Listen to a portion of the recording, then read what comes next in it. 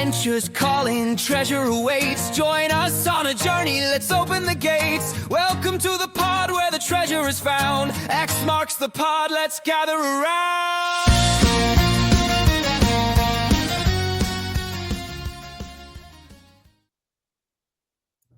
Hey everybody, it's your BFF Bruce on the ground. Welcome to X Marks the Pod, the podcast for treasure hunters by treasure hunters. Hey, I'm happy to be joined here by amazing Megan. Say hello, Megan. Hello. How are you doing today? I'm doing great. Very good. And Brother Jawz, how are we doing today? I'm doing well. Just want to welcome everyone to this special edition. Bruce and I have been having a few drinks together and talking through some solves, so you may get a little more information out of us than we intend today, or something you might not want to hear. Yeah, it might get a little personal up in here. I tend to overshare when I drink, so we'll see how that goes down. But yeah, I know when you're recovering from your surgery still, and so I'm not sure what that says on the painkiller bottles that you're looking, and how Jack Daniels goes along with it. But I'm sure it'll be a good fit. I'm sure it's going to be the best episode ever. I'm calling it right now. All right, very good. So let's jump into it. A lot of good stuff, obviously, from JCB last week that we've had some time to think about, and also there was another podcast, the American Treasure podcast. Dave Colonna released an interview that he did a couple months ago. And I thought there's some very interesting things in there that we didn't get a chance to talk on before. But one of the biggest things I got out there was the no fake boulders or fake stumps. You know, if you combine that with the Calazar's interview with how the box is not sitting in the ground and not level with the earth there. So where the heck is this thing? Where are these boxes? If we're not fake rocks, we're not fake stumps, we're not in the ground, where are we? Any thoughts on this, guys? That was general for like all the boxes. And then if you go even deeper, he came out and said, like, I really saw raccoons out in the tree. And so now we're not looking 7 feet in the tree. At least I'm not using that as a clue anymore.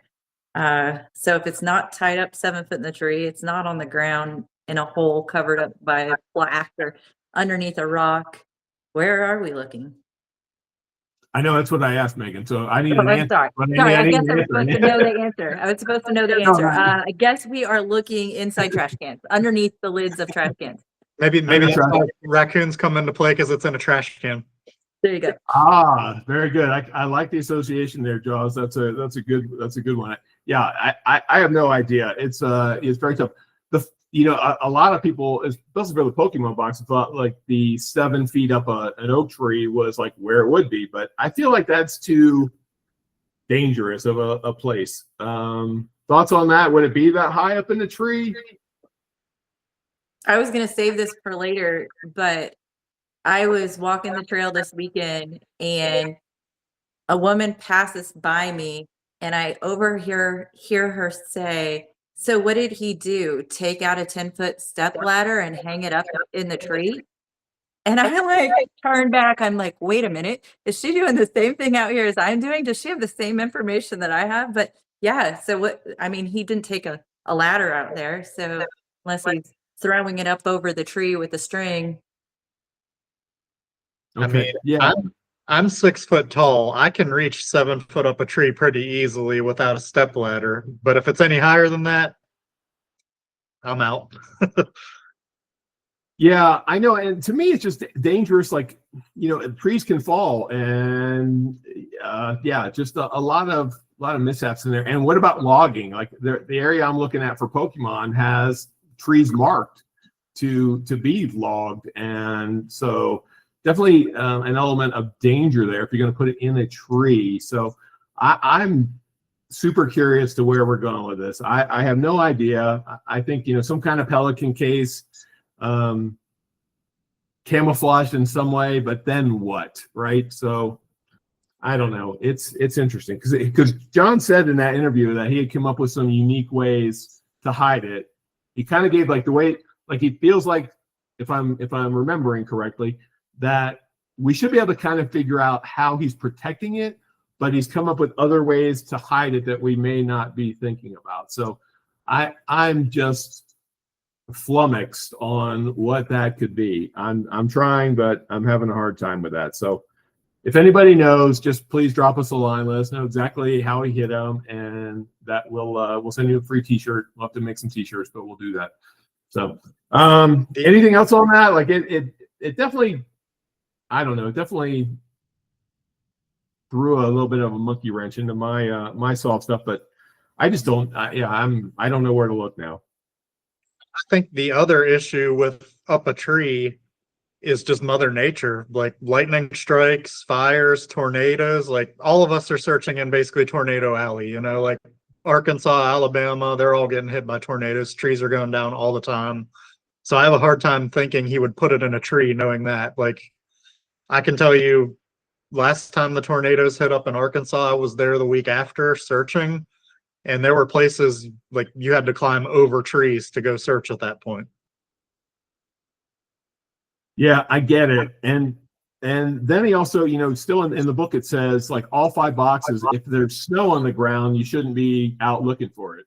So that obviously, that to me it means close to the ground, but like how close to the ground without being in the ground and still be hidden. So yeah, just tough. You know, JCB world champion hide and seek guy, you get the trophy, you win. Hopefully we'll be able to break this open pretty soon. He also, in that interview, he also talked about the Appalachian Trail box a lot, and that there were 3 ways to solve for the AT box. Any thoughts on that? When you heard that, what were your immediate thoughts on it? Bruce and I have talked about this box before, and I've always kind of been it's not in LRP, it's not there.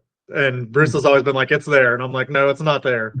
Now, after hearing this interview, I think I'm wrong. Like, I think, Bruce, I got to give it to you. You were right. Wait, say that again one more time. Everybody, make sure you record this on your computer. I think Bruce was right. All right. Okay, so that wraps up our episode of X Marks the Pod. Thanks for joining us, everyone. Yeah, exactly. I don't know that I was sold. I don't know that I was sold on LRP, but yeah, I think recently it's been more clear that I think that's it. But any other thoughts on that? Like 3 different ways to solve that map. That's really interesting. Makes me want to deviate a little bit and go to that one a little bit. Megan, are you looking at it now? Is it like, has he got your attention? Yeah, that got my attention. That there's three ways. You only need the map, and that he kind of constructed it for every brain type, every solve type person could figure it out on there. It was a little bit scary that he talked about it could be more difficult. If you went one way, it'll get you to a bigger proximity. Like I want to find the way that gets you the closest because I don't want to look very hard. Well, that's the thing. I mean, I think as you know, as boots on the ground folks, that we learn that the world is way bigger than Google Earth lets us think it is. And when you get out there, it is a needle in a billion haystacks. So I'm definitely agreeing with you on that. Did you guys get a chance to check out Huck Soul's AT box solve on YouTube that he put out there? He's also X Marks New Jersey on Facebook, but it was really compelling. I really liked the idea of the 14 icons representing the 14 states along the Appalachian Trail. I'm not sure how the triangulation, I've watched the video once. It was interesting, but I'm not sure how he's triangulating. And did you get a chance to check that out at all? Oh. Okay. It definitely worth looking at. And I thought it was very logical, and might end up, if we do a full episode on AT, that have Hux on the show to run through it. But yeah, definitely interesting if there's 3 different ways to solve that box. And I am on the LRP thing. At first I was like, that's just too easy. Like it came, too quickly.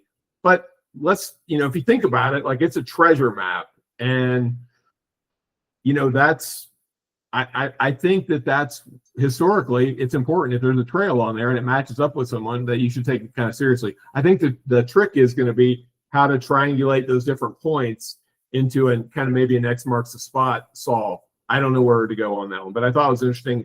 Definitely got my attention, and definitely be looking at AT a little closer here in the future. All right, so that kind of I think those are my big takeaways from the American Treasure podcast. Anything else from that jumped out at you guys? It's got me thinking LRP now is because of the 3 ways to solve it. Someone's been within 200 feet of the box. Right. To me, there have only been like 3 big solve locations that I've seen out on the message boards and out on social media. And that was the one in North Carolina, the one in New Jersey, and LRP. So looking at it now that there's 3 different ways to solve it, and that is a map. That map fits LRP. It doesn't fit the other 2 to me. And I believe that's one of the 3 ways. Is he said the 3 different ways can get you either to a large search area, a small search area, or pretty much on it, I think the map is the solve to get you to the large search area. We know it's LRP from the map. That gets us to the large search area, but there's no X on that map. It doesn't tell you where to go search now that you know where that is. So you have a really large search area now at this point. You're searching that whole trail because there's no X on there that I can see. So now you're either searching LRP as a large search area, or you're trying to figure out one of the other 2 solves now to narrow down that search area. So that's kind of where I am now. I'm looking at it at that point now. No, and that's a fair assumption. I think that's spot on. And just trying to figure out those icons and how they maybe somehow triangulate to give you an X marks the spot. I think that's definitely an episode for another time to really drill down on that. But definitely got my attention. So the other thing, from last week, like thinking back on the things that JCB came up with the interview stuff, fascinating stuff, really good, more meat on the bone than I thought we actually were going to get from him, which is great. I have a hot take on Joy's Serenade. I know that he crushed my soul when he said that it wasn't related to the part 2 boxes. I mean, just absolutely devastated me. But I started thinking, I wonder if Joy's Serenade would fit the entirety of every verse would fit the lion's share location. And he wrote it somehow coincidentally that you could line up some of the individual verses with some of the part 2 boxes. Again, I'm not sure, because I'm convinced that I'm in a couple locations where some of the Joyce Serenade verses fit perfectly, and other people have too.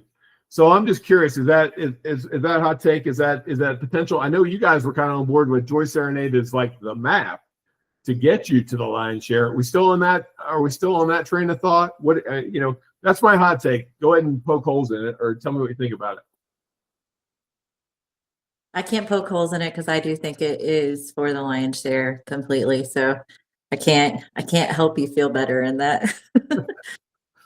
But could it be coincidental? Like he wrote the verses so that they lined up for both. Like he wrote it for the lion's share, but location.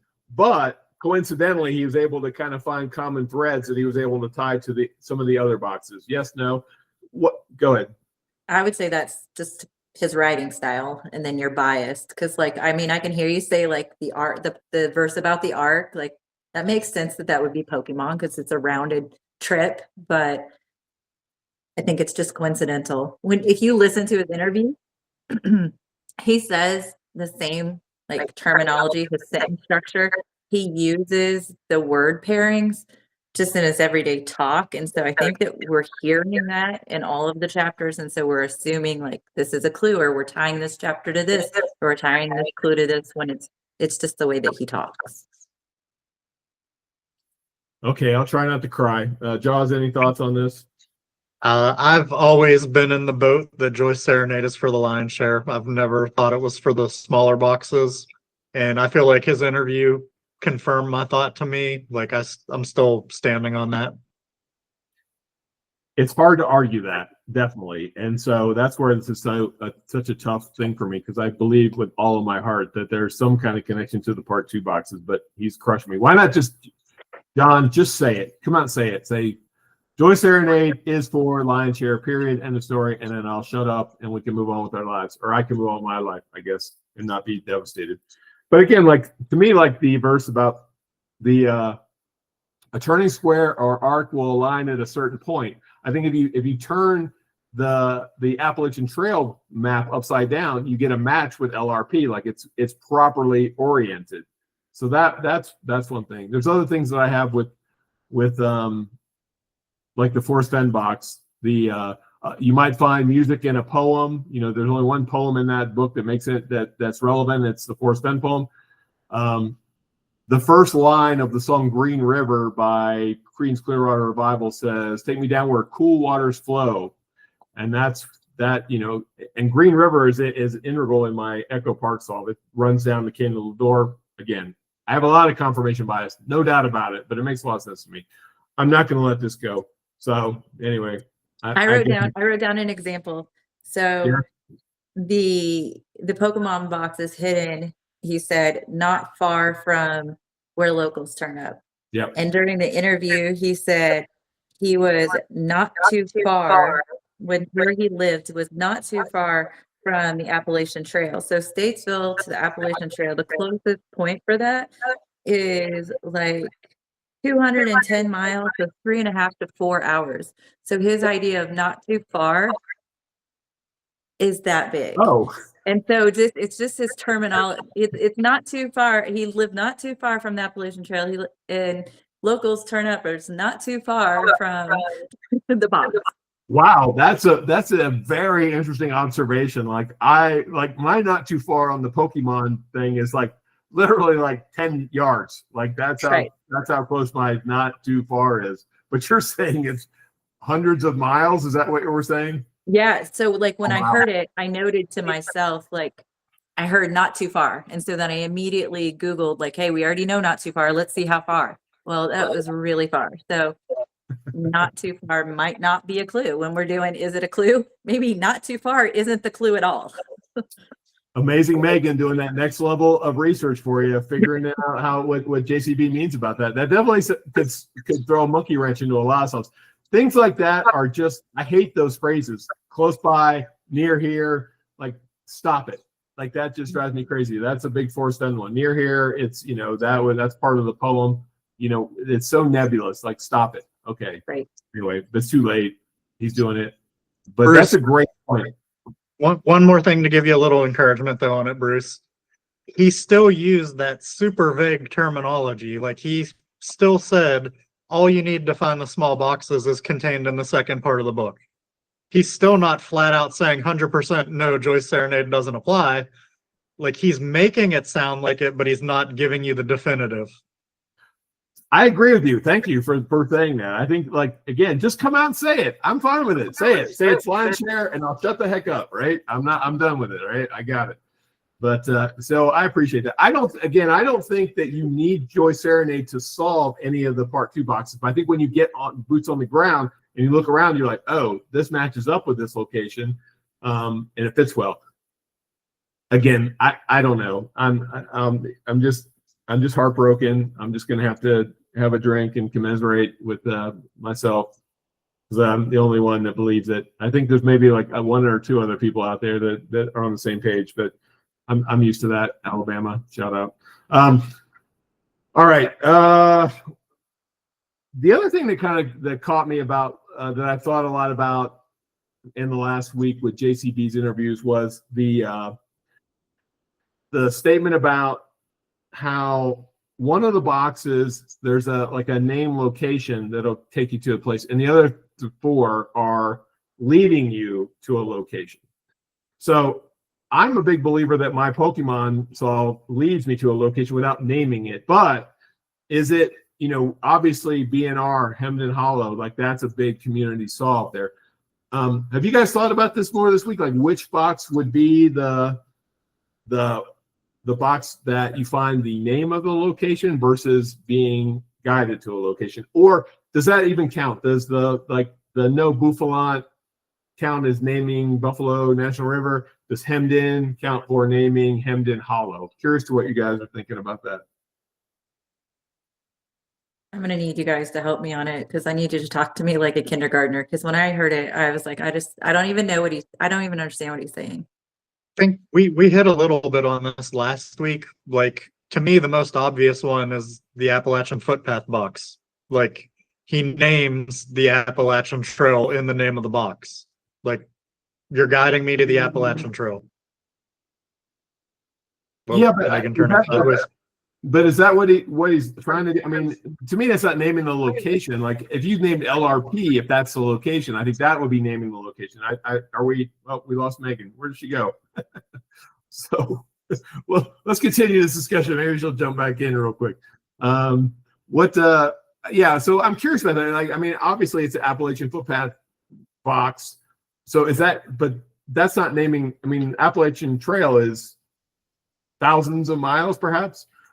So is that the same thing? I guess the thing is, we don't really understand what John meant by that, and if it's guiding us to a location or not. So, but if it's another box, like to me, like it would rule out Buffalo National River and Hemden Hollow if that's not the one he was talking about. I feel like it's going to be the lion's share, to be honest with you, where a location is named in the text somewhere, but I don't know. Yeah. So, but you think it's because he said Appalachian Trail? Is that what you're kind of hanging your hat? Okay. Yeah. I don't see you're like totally sold on it, but I get where you're coming from on it. I'm not 100% sure. I've never thought the no Buffalont had anything to do with Buffalo National Park or National River, because I mean, it's a Buffalon. It's not a buffalo. Those are different things, different words, different spellings. He didn't name a buffalo in the story. He named a Pokemon in the story. Like, but then how does that apply then? Like we're taking a different route here, but how does that apply it then to your solve with no Buffalon? What does that mean to you as a searcher? This is a clue I don't want to give up. I'm sorry. Oh, okay. No, that's fine. Hey, there she is. There she is. Yeah. Yeah. To me, it was a boots on the ground clue that I found. Oh, but again, if Buffalon is not real, like is yours related to a buffalo? Is it related to another animal? Like, are you going, giving me kind of a two sides of your mouth kind of a conversation? You're like, not buffalo, but yes, buffalo. I'm going to plead the fifth on this clue at this moment. All right, fair enough. I've made it pretty well known that I think no Buffalon is not a National Park Service park trail because of the big buffalo on the logo, and I think that helps narrow down what path or what trail that you would go search. So. And again, the whole thought of like, okay, so he's not going to see buffalo. Well, you don't see buffalo really anywhere in the country. Like buffalo ain't running around all over the place. And if you go to Buffalo, New York, do you need to do some research to know that you're not going to see buffalo?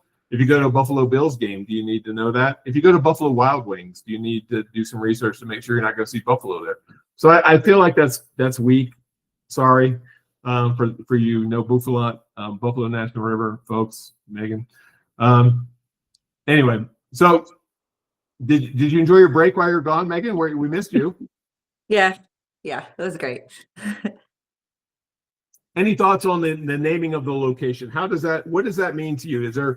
I know you said it's not really clear. Do you have what are you thinking personally about that statement by John about the naming the location versus directing you to a location?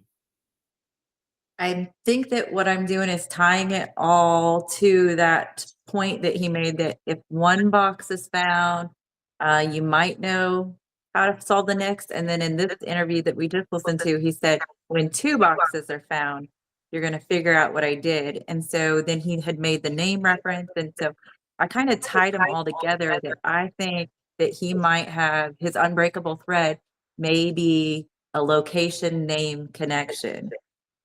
And so when we get to our where's the box, all the boxes, your Little Rock Pond kind of plays into that for me. Interesting. Do you want to share anything about that, about our unbreakable thread? I have to admit, I've not looked at that book at all. I don't have a clue. I know some people think there's a butterfly thing going on there. There's some other things I've heard, but anything you want to share with that you're looking at, or is that like hush hush? We don't want to. No, it's not hush hush. I didn't get much from that book. Just the idea of an unbreakable thread, that each of the boxes are tied together, or like there's treasure inside unofficial. They talk about the woven aspect, the tapestry aspect, that if a name is coming into play, a location name is coming into play, maybe that's how they're all woven together. And maybe we will find two boxes and be like, well, crap, they both say Little Rock, so we're out here looking for Little Rock everywhere. Oh, interesting. That would be interesting if Little Rock Pond, Little Rock, Arkansas. I don't know if there's other Little Rocks, but maybe there are. There are. Oh, there are. Oh, okay. She knows. See, again, that's why we have Megan on here. Like she's the one that's doing all the deep dives into all these things. Jawz and I are like, yeah, whatever. We're just going with our thing. We're doing something. Megan, like, we're just drinking beer and going to the same place over and over and over again. Ooh, I feel like it's getting a little warm in here. Any response, Jawz? Well, long before we just had this discussion, I actually believe the same thing. There's going to be a name in common between all of the locations. Oh, interesting. So I've already been researching where I think the Pokemon box is. I have found 4 other locations in the country that share that name, and they're in states where I think is a plausible location for the boxes. Well, if you'd love to share the Forest Bend one with me, I would greatly appreciate it since I'm close to it and would be willing to cut my good brother Jawz in on this one if you wanted to do that. So if you want to help a brother out here, you can do that. But no, I get it. There's maybe there are some common threads on here on the different boxes. So I hope it's that way because it would make it pretty easy. What would make it easy? If 2 are found, and so then we know every one of them is. Yeah, so but that's a slippery slope though. If you're John, do you want that? Do you want like all like suddenly like, oh wait, they're all associated with Little Rock or whatever, right? Like there's a definite thread there. Do we want that or not? I mean, I think when he in the past has said that when 1 box is found or 2 boxes is found, they'll come quickly. I think that a lot of us assumed that he was meaning how the coin is used, that we would figure out how the coin was used. And I mean, that's how I always assumed it worked, or that we would know that all of them are tied in a tree or they're all inside of a cave. Like I was trying to make those assumptions, what would stand out. And so this would be really neat if it worked out like that, with it being a name more so than a box in a tree. Okay. Jawz, you're shaking your head when she mentioned the coins. What do you think? I still don't know what to think of the coins. I have theories. None of them have found me a box. And I also have a thought that each coin may be different depending on the box.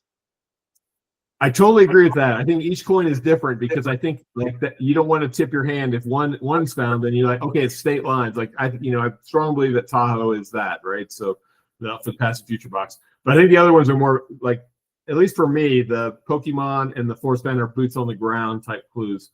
And then Appalachian Trail. Actually, I think the Appalachian Trail, it's pointing to the little circle with that's the magnifying glass with the tree. I have no rhyme or reason why I believe that, but I think that's what he's pointing to, that tree. I don't know how that helps at all, but that's just off the cuff. But I do agree with you, Megan. Like as far as like once we know how the boxes are camouflaged, protected, hidden, like that's going to be huge, I think. But again, like we talked about last time, I'm not telling if I find one how it's hidden or what it's disguised as, because I want all the boxes. I'm greedy. Sorry. AT, you guys can have the AT. Someone can have the AT box. I don't care about the AT box anyway. The other 4, those are mine. All right, stay away. Very good. Okay, so boots on the ground. This week has been a little bit rough. I think, Jawz, I know you had some plans to get out, but a little surgery issue. Not still taking some time to recover. What's your plan? I'm assuming it's going to the same exact place as Megan threw some serious shade at you on that one. But yeah, what's your plan? Friday, I will be in my car driving Friday night. Friday night. Got it. I had plans to go out this last weekend. We had a couple folks. We kind of have a little group that are looking for the Forest Bend box.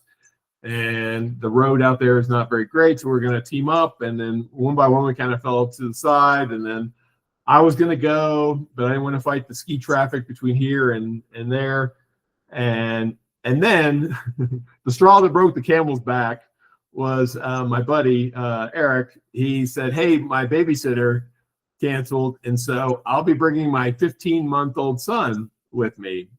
And that's when I said, yeah, no, I don't think I want to do that. That's kind of like, toddlers are just very unpredictable.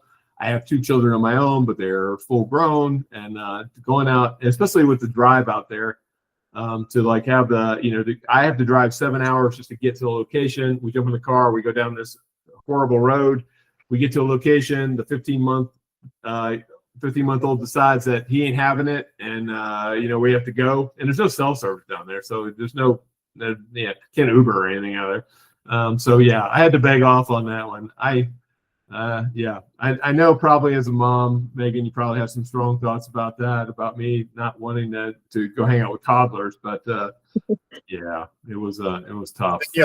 So I have to go. Then you also have to bring in the fear of giving him shaken baby syndrome going down that road. Wait, I was like, wait, what? This guy seems like a nice Not that guy. violent. Yeah, I was like, wait, we're not. I'm a pretty low key guy. I don't know. Yeah, but yeah, you're right though. That road it's pretty rough, and we wouldn't want to bring a toddler down that road. He ended up canceling. He was going to go, but Eric, his back was not feeling well. He didn't feel like toting a 15-month around on his back was going to be the best thing for his back. So he begged off too. So I'm glad I didn't drive 7 hours out there for him to go, nah, we're not going. I'd have not been happy with that. So yeah, I know, sorry. I toddler moms out there, I apologize. I'm looking forward to having grandkids one day, but yeah, just treasure hunting with toddlers, I would not recommend it, but I haven't done it yet. So, but I don't plan on it anyway. So, oh, your mouth was moving, Jawz. I didn't hear you. What? Go do it again. Said I went treasure hunting with a 12-year-old, and I wouldn't recommend even that. Right, and this person is only like as old as your 12-year-old. So it just wasn't good math for me. I had too many variables there with the toddler. So the one person that actually did get boots on the ground, she had a pretty big week. So I'm going to throw it over to Megan and let her talk about her big week in BNR. So Megan, let's hear all about your experience there. Sure enough, we drove down to Jasper Friday night, set up our tent in the dark. I drove down there for a bike race on Sunday, but since I had free time, I had a man from Discord send me a message, and he had been messaging me for a couple of weeks, months, but he said he wanted to gather all of this information so that he could deliver it to me in detail, where I wouldn't view him as crazy. And I'm like, have you met me? Have you seen my solves in Indiana? And so after we filmed last week, I went straight on to a call with him, and he very detailed out with so many incredible files and spreadsheets, told me where he thought that the box was. And so I have aged 10 years since I started hiking in BNR. I have put on about 20 pounds, and I saw his solve and I was like, I don't know about this. Let me look at it closer. And so I really looked at it, and we found the best case scenario to hike to his location. And while looking, I saw what I thought was the coin. And I was like, I think I just solved the coin. So yep, I'm going to go here for you. I'm going to walk directly to that circle. I'm going to search that circle.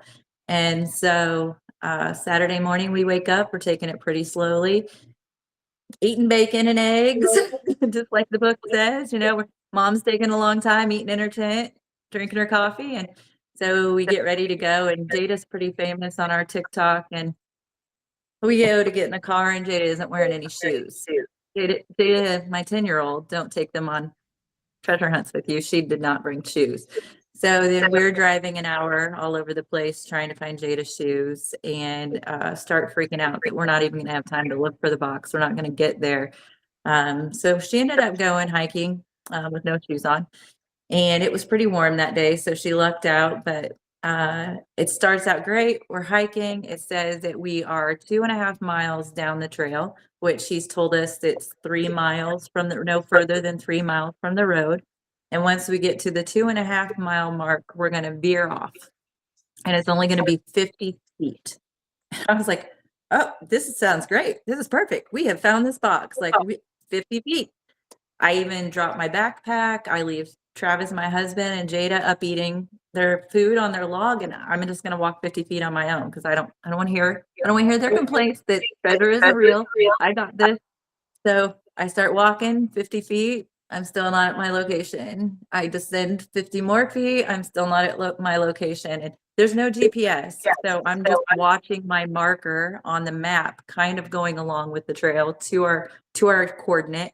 And I ended up about 500 feet down a cliff. Well, that was fine going down. It plateaued. I searched the entire circle. We as soon as we began, when they finally joined me, that I got a little bit afraid because I couldn't see them anymore. So they joined me. We immediately found a jar. So we got that on video. We're like, we found the jar of flies. Like, this is awesome. This is great. I'm grid searching the entire plateau, which was the width of the circle on the map that we distinguished. And then I look out to my left and I can see this white rock, and it is blasting white in the middle of brown. And I'm like, well, this is the only thing I have ever seen wild boots on the ground that even made me think, is this pheromosa? Like, I've never encountered that or solved that. And I was like, wow, I'm going to walk over to it. And so we searched all around it. And at that point, that's when we gave up. We're like, it's not here. Either my coin wasn't the right answer or the entire location isn't right. And so that's to be determined by him. We also made the decision in that moment that we will not be taking on anyone else's solves. That we can no longer emotionally handle this, and if it's in a location like that, I can't physically handle it, because getting back up that hill was pretty rough. It was pretty rough, but everything looked perfect on paper. And so we'll see. I've told him, go ahead and feel free. He can hand that over to someone with more athletic ability, maybe the JCB hunters. They're there anyway. So I hope that plays out, because it's a pretty great solve. And I went to the circle. Maybe it's at the point of the coin. We'll have to see, or where the coin's pointing. I'll have to play it out better. But that was my experience. Got some great pictures, got to be in the BNR, got to see the leaves, got to camp. And so went up to the Ozarks. I explored around the Ozark Cafe quite a bit, because I hadn't really felt comfortable doing that before, because they have so many great pictures. They've got a jukebox with the albums opened up to like jazz music and some historical documents. And that's where I found the new map I'd never seen before. And so I grabbed one of them, and that kind of got me back to thinking, like, was Frokie a map? Because he had to go into a local pets, or at the jazz bar, he met Frokie, and he needed something to guide him along the way. And so I was like, maybe Frokie's a map. And so I grabbed one of those for me to look into a little bit deeper this week. So. Well, it sounds like a great weekend. Yeah, I love the fact that Jada decided not to bring shoes to hike in. That was great to see the pictures of her in her socks hiking. I'm glad you were able to find some shoes for her. Apparently, the shoes she brought were like too expensive or nice to yeah, hike. Exactly. They were.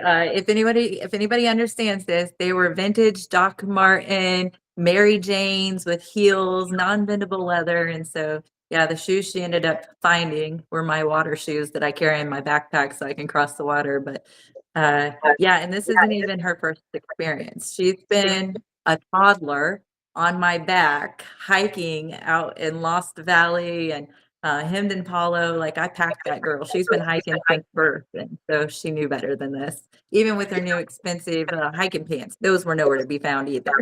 Oh, wow. Yeah, I guess maybe she just expected you to carry her around the whole time. I'm not sure, but that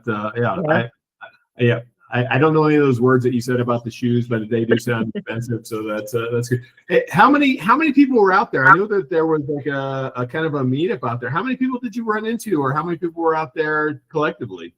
Yeah, I'm glad you asked that because actually, and I'm nosy, so I'm listening to everyone's conversation anywhere around me. So there's at the trailhead that I'm at, there's parking there, and it was completely full, and we had to park in a overflow area where we had to pay money, and we have never had to pay money to hike before, and so it was super full that day. And then I get into town to the Ozarks, and it played out just like the wedding story at Portland. That I was expecting people to come in, and hopefully get to talk to them and maybe do a little interview while I was eating. And I get finished eating. It didn't feel rushed in there or crowded in there, but I did see all the tables were taken. And then I opened the door, and the entire front awning of the building is lined with people. If you've been there, there's multiple wooden chairs out front. So that's why people think that the Ozarks fits the story. There's wooden chairs under the awning and completely packed. People are walking all around the square, and this is like dark 6:30. So yeah, it fits the story when you're there and you experience it. Very good. An estimate on how many people were there? I would guess 20, 25 people were Oh. outside the Ozark. Yeah. And Very good. on the trails, there was never a moment that I didn't have someone behind me or meeting someone, except when I went off the trail. Wow. Okay. And not to be snarky, and none of y'all still found the treasure in BNR. We did not. Okay. Just checking. I just want to check, make sure. That's, Bruce is No. checking his bank account balance for the week. I know. Luckily, we didn't get a whole lot of subscribers last week out of the, or at least ones that sent me their information. So I got a few that, I'm not too far in the hole. I won't be eating ramen for too long if it's found in BNR. But yeah, the offer still stands. Subscribe, send me a picture. If you think it's a BNR, happy to give you $100. Not there. That's all right. I love that you got an interview with one of the JCB hunters. I'm not sure which of the two that was or what their names, but we love those guys because they're so dedicated. They're out there. How was your experience talking with them? They seem like super nice guys. Did you get to meet both of them? I only got to meet Cody. I think Esteban is the other. How you say his name? Sorry if that's wrong. Esteban or something? I forget. Yeah. Okay. I got to meet Cody, but that's an even better story. Oh yeah, I'll share that. They were at another campground, invited me to come to their bonfire powwow. So when I was 21, that sounded like a really great idea. But old Megan having to go from campsite to campsite in the dark because there's no cell service, no like, hey, I'm here, where are you? So we had to keep asking people. And so I got directed to one bonfire, and there was a man there, and I'm like, so first I meet a couple, and I said, I'm looking for a treasure hunter. He has longer hair. He led a rock climbing event. She's like, I think they're over there. They've got beer. And I'm like, that's not why I'm here. I'm like, I am 21 again. But then I get to the next one, and I'm like, I am looking for a treasure hunter.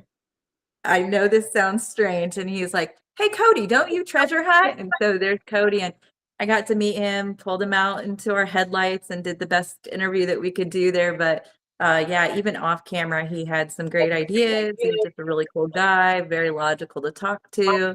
I think they do keep a lot of secrets that we don't know. And so I'm going to keep watching their story because I've liked them from the beginning. Yeah, no, that was great. I was super excited that you got an interview with Cody. Seemed like a super nice guy. Those guys have just been super dedicated to BNR and out there for months and months and months. And again, I won't get snarky about how long they've been out in BNR and not found the box, but that's an episode. But I do love their dedication. There's, like I said, he seemed like a super nice guy, and love that he took some time to talk to you and share some stuff with you. So very good. It sounded like it was a great weekend. It sounded like you guys had a great time there in Jasper, Jazz Bar, however you guys want to pronounce it. Yeah, that's great. When's your next boots on the ground experience? I'm trying to determine where I go Thanksgiving week. So somewhere I will be out Thanksgiving week. Somewhere in BNR. No. Oh, ooh. Spoiler No. alert. Okay. Yeah. Hot take. Okay. Don't want to share it? Somewhere in Arkansas. Yes. Okay. Fair enough. All right. And then, yeah, like I said, Jawz, we know you're heading out on Friday to go do some searching in the same area. that you've been over and over, as Megan very clearly pointed out. Car camping, drinking your beer, and all that stuff. So that'll be fun. I don't know what my next one's gonna be. I'm probably gonna head back to Alabama in around Thanksgiving, maybe before or after, not sure. I'm thinking about maybe going out this weekend for my Force Bend search to Echo Park. Still trying to work that out. I heard the road's not bad. I got some folks that live close by there, so we may try to do that. So yeah. So, well, great boots on the ground report, Megan. Appreciate you kind of picking up the slack for me and Jawz this week and actually getting out and doing stuff. Sounds like a great event. And that, you just, it's very cool when you run into other people or you get a group together to get out there and look together. Always, more people, the better. So it sounds like it was a lot of fun. Shout out to Jada for, her absolute lack of planning. So we love Jada. All right. Anything else on the boots on the ground report experience? Anything we want to bring up there? We good? All right. Let's roll into. We're gonna play a little game now. I want us to throw out where we think the location of the 5 TTI boxes are. We'll do another episode on with BTME, but for today, let's go through where we think the boxes are for each of the TTI boxes. And we'll do a little scoring thing. We'll do 1 point for state, 1 point for location or city, maybe. We'll if we want to go that far. John's like, no, we're not doing it. I know where you're at, so don't worry about it. You'll get your point if you're right. So okay, you don't have to share with the world. And also we'll keep a running tab on this. And also, if you want, I'll throw it out there that you can change your vote up until either obviously the box is found, or if John rules out a place, like if he says BNR's out, then then you can't change your guess. So fair enough. All right, we're gonna start. We won't do Pokemon. We won't start Pokemon because we know. Go ahead, Joe. Sorry. Let's just keep it at state level. You don't want to get. You don't want. Well, maybe another box you might want to drill down. Maybe not. Okay. That's fine. I'll go down to city level in a couple, so I'll get the bonus points. And anyway, so we'll do that. But all right, there's no need to discuss Pokemon, right? You guys are in Arkansas. Megan, I don't know if you want to get specific or not. That's fine. I'm in Alabama. It's Auburn. That's where I'm going. So I probably shouldn't have said that. All right, let's go. What box do we want to do next? We want to do we want to look at the Appalachian Trail? All right, Jawz, give me the rundown. Are you an LRP guy? Are we somewhere else? What do you think? Still torn on this one. Like what he said in the interview makes me think LRP prior to the interview, and I'm still kind of hanging on to North Carolina. Oh, why North Carolina? That's interesting. I don't want to go into too much detail on that one yet. Keeping all his cards close to the vest. He's not giving away anything. I haven't got a chance to go look for it yet, so I don't want to give it up. No, I get that. All right. So you're going North Carolina. That's your official guess, North Carolina. All right. Megan, you got a guess for AT? Yeah, Vermont. All right.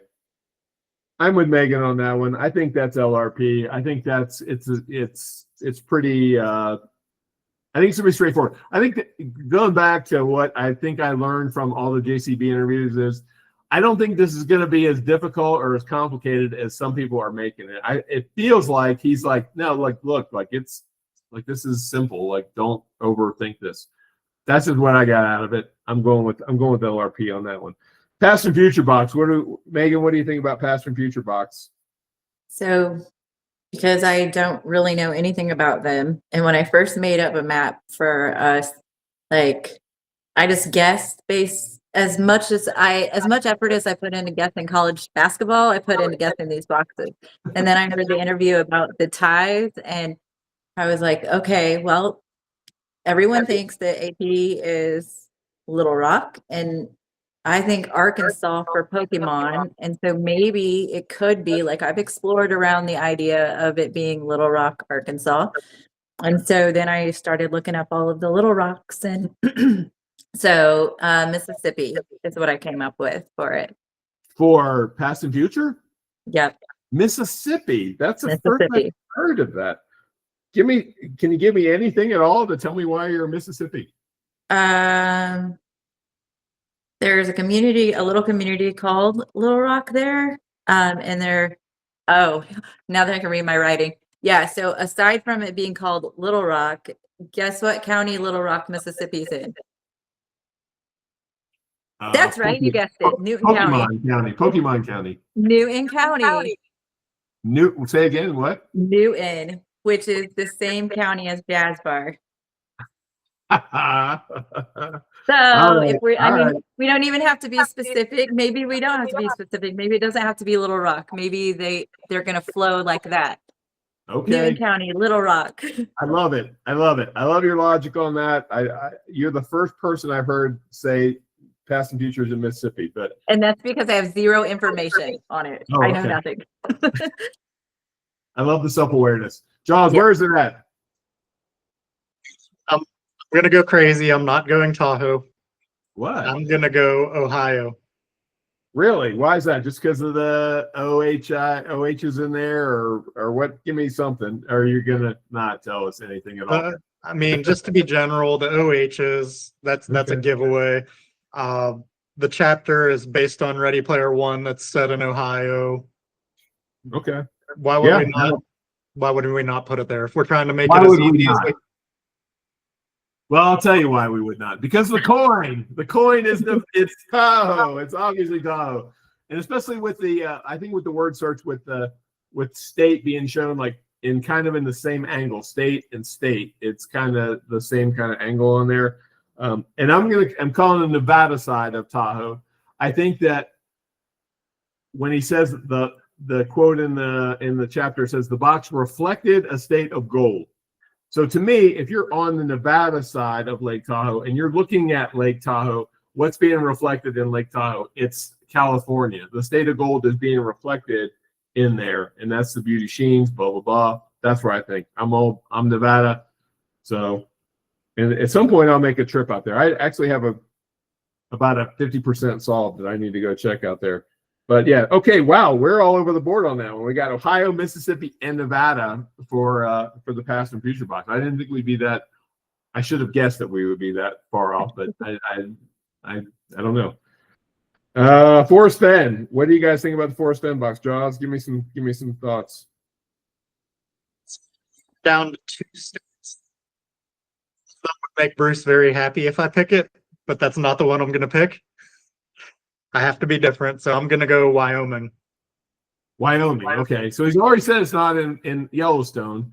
Does that doesn't impact your solve at all? Do you have a solve at all? I know you haven't really looked at it. So is there a Little Rock? Is there a Houston? Is there a what are their names? New Orleans? Is there Ozarks? Is there what is there that anything you want to give me anything at all about Wyoming? Yeah, of course. yeah. I don't mind sharing solves because these boxes are so dang hard to find. Like it's like even if I like said exactly where I thought it was, like who knows if anybody will find it. All right, Wyoming. It's in play, right? Okay, Megan, have you looked at the Forrest Fenn thing at all? I went with Wyoming too. I think I don't remember the name, but there's a Little Rock Creek or Gorge or something. So I did think about that Forrest Fenn and the Wyoming solve. And so then I found the Little Rock Fenn. And so then the only other Little Rock left for past and future was Mississippi. And so that's where we just had to throw that. Hey, you can't argue with your logic, right? I mean, Right. you have a plan, you got to narrow down. And if you're right in a big way, right? Mhm. So it's hard to argue with that. I like that, John has come out and said in these latest interviews that it's somewhere where he thought the Forrest Fenn would be. And so that's where I'm definitely leaning towards Colorado in my spot. I'm like, my spot for Forrest Fenn is like your spot, Jawz, with Pokemon. Like I'm convinced that's it. I'm not moving off of it. There's nothing you can say or do to convince me that I'm in the wrong spot. So also, let me throw this out at you. I don't know if you guys looked at the poem lately. I know you're not like that's not your focus, but the first line of the Forrest Fenn poem says, "I cruise along a road I know," and a lot of people get wrapped up in the word cruise on that. Why cruise? If you look at the whole line, out of the 4 forest bend states that are in play, New Mexico, Wyoming, Montana, Colorado is the only one that you can pull letters out of that sentence and spell Colorado. You can't spell New Mexico, you can't spell Wyoming, you can't spell Montana out of that first line. It also rhymes with Colorado. I cruise along a road I know. Interestingly, the third line is, and I don't have my book right handy, but generally with a poem, right, the first line and the third line rhyme. Fair enough? Is that correct? So the third line ends with loads, where I'd search for heavy loads. So you have no and roads, which don't rhyme at all. Or cruise along a road I know, no and loads.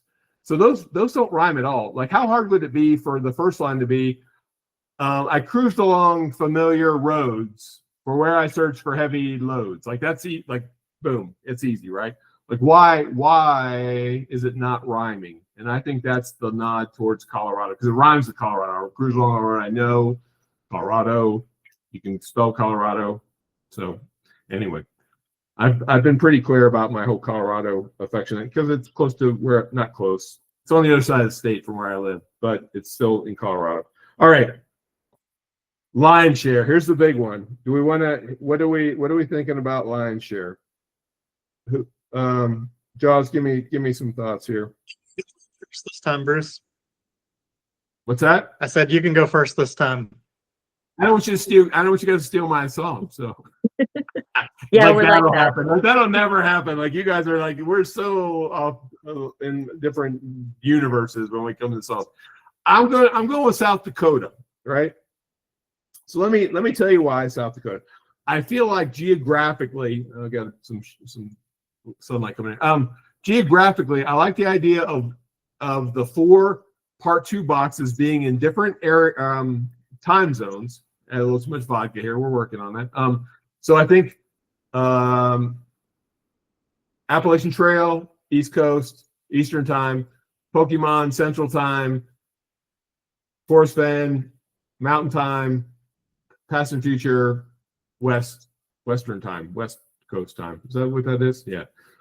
Right. And I also believe that John wants to be as democratic as possible with the lion share box. So I think it's as close to the geographic center, or close, just somewhere close to the geographic center of the U.S., because that kind of makes it fair for everybody to go after that one. So that's one reason I think South Dakota. I'll be honest, I haven't even read the entire book, so I know that I'm missing out on a lot of clues. I like the idea of a national treasure solve somewhere close to Mount Rushmore. I think the fact that the very on the cover of the book, on your little print or thing that you get, that again, vodka, I'm not able to come up with words, but it says a true and monumental treasure hunt. And I like the idea of it being somewhere in that area, not necessarily like right near Mount Rushmore, but somewhere in that Mount Rushmore region. Again, the I-90 to me is a big clue. Or sorry, the page 90 being gone, I tied to I-90 across that part of the country.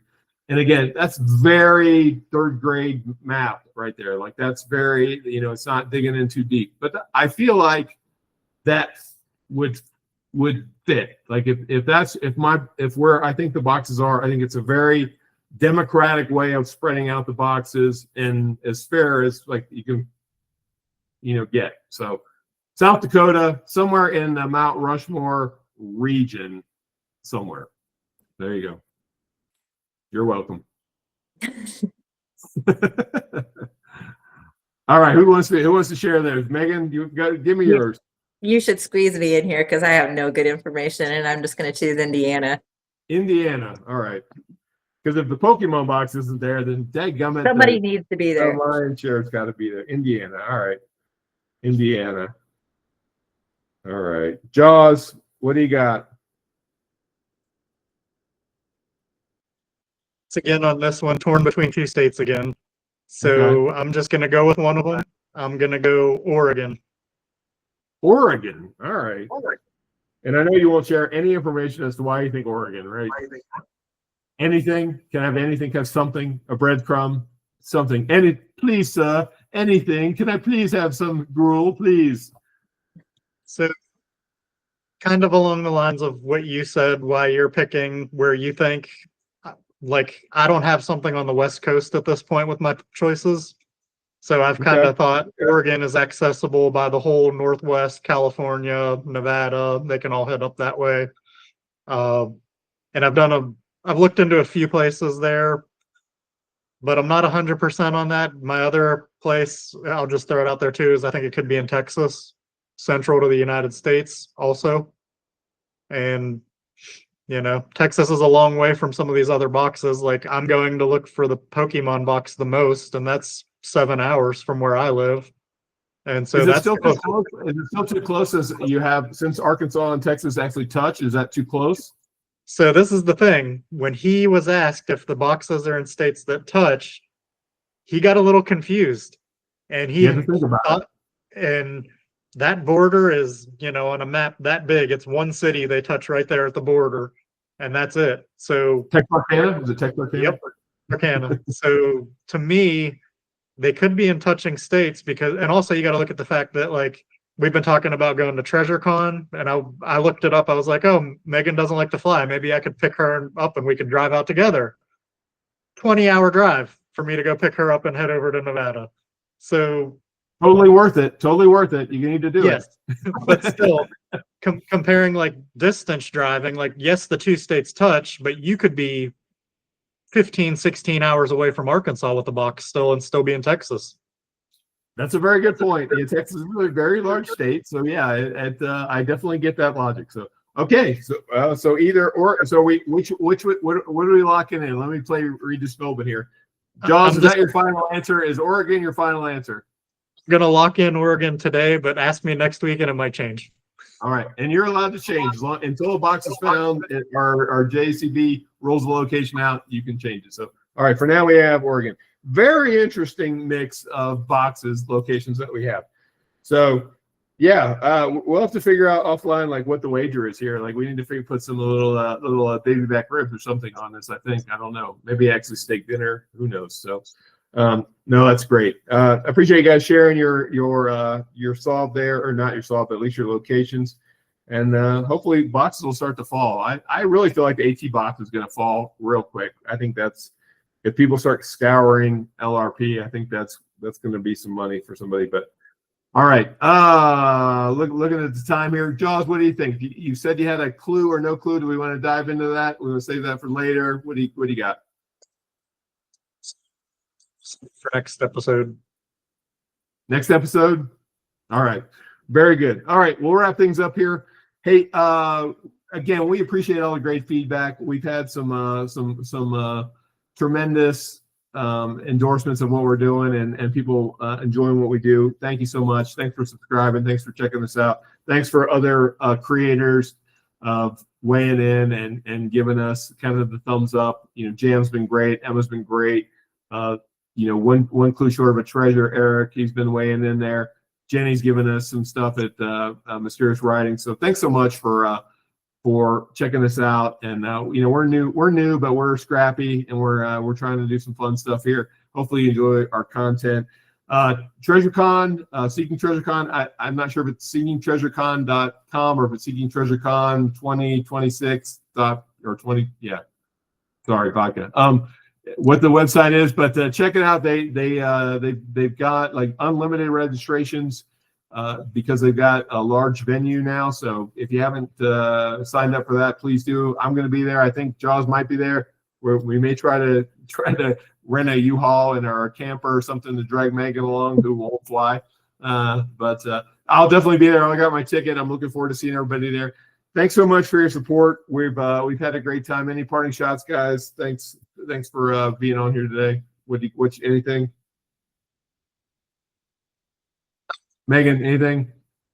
I love meeting you. I think I found out that I like meeting people more so than even looking for the treasure. So if you're in an area in Arkansas, shoot me a message and we can get together and maybe film a little blooper clip or something like that. Absolutely. It's fantastic getting to meet people and chat with them. Look forward to meeting everybody at TreasureCon. That's going to be a great event, and we'll be there. So, good episode. I feel like we got a lot of cool stuff covered here, and look forward to talking to you guys soon. And we'll see you out there on the trails, and happy hunting. See you next time.